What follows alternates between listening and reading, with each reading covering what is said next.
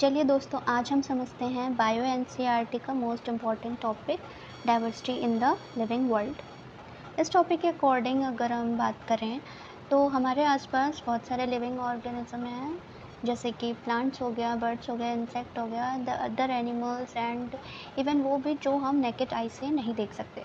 हर type के living organisms पाए जाते हैं।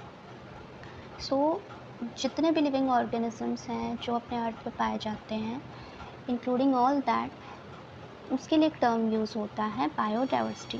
बायोडाइवर्सिटी टर्म जो है वो उन सारे ऑर्गेनिजम्स के लिए है, जितने भी number and variety of organisms earth पे प्रेजेंट होते हैं उसे हम बायोडाइवर्सिटी कहते हैं।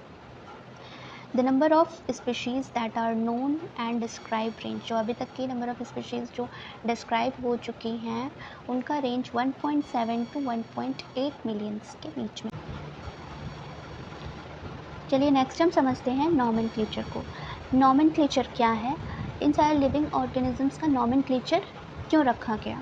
जैसे कि हमें पता है कि millions of plants and animal species पूरे वर्ल्ड में पाए जाते हैं। जो हमारे आसपास प्लांट एंड एनिमल स्पीशीज़ हैं उन सबको हम कुछ लोकल नेम से जानते हैं। ज़रूरी नहीं कि वो नेम से अगर हम कहीं दूसरे एरिया में जाते हैं तो उसी नेम से वो पहचाने जाते हों। फॉर एग्ज़ाम्पल, जैसे कि हम जहाँ रहते हैं वहाँ पे मैंगो को मैंगो बोलते हैं, बट अगर हम कहीं और जाएं तो शायद उस मैंगो को कुछ और बोलते हों। सो हम कैसे पहचाने कि हाँ, हम उसी स्पीशीज़ की बात कर रहे हैं उनसे?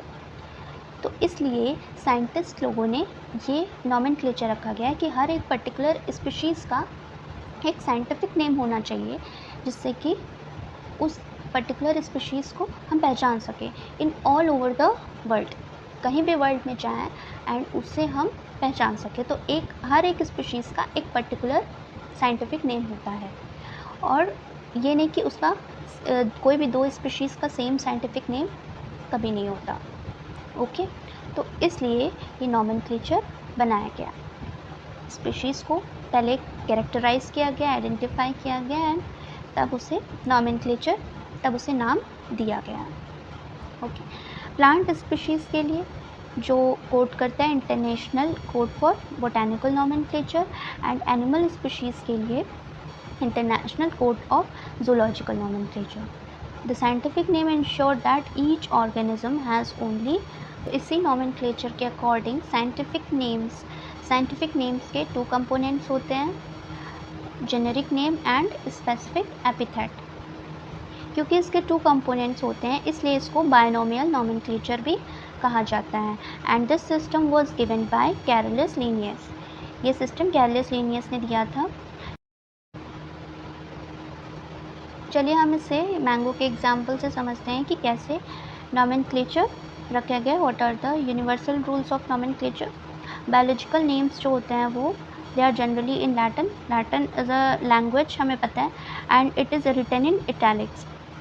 Okay, the second is the first word in the biological name. जो पहला वर्ड होता है they represents the genus, and while the second component denotes the specific epithet. Both the words in biological name, when handwritten, separately underlined or printed in italics to indicate their Latin origin. अगर हम हाथ से इसको लिखते हैं, अगर किसी भी साइंटिफिक नेम को हम हाथ से लिखते हैं तो उसको नीचे पहले अंडरलाइन कर देते हैं, बट अगर इन प्रिंटेड फॉर्म में लिखा जाता है तो इसको इटैलिक्स फॉर्म में लिखते हैं। The first word denoting the genus start with the capital letter. जो फर्स्ट वर्ड जीनस होता है उसको कैपिटल लेटर से स्टार्ट किया जाता है, एंड जो स्पेसिफिक एपिथेट होता है उस कंपोनेंट को स्मॉल लेटर से स्टार्ट करते हैं, जैसे कि मैंगीफेरा। एंड जिस भी ऑथर ने ये नेम दिया है उस ऑथर का name it is written in abbreviated form. Example, Mangifera indica Linn. It indicates that this species was first described by Linnæus.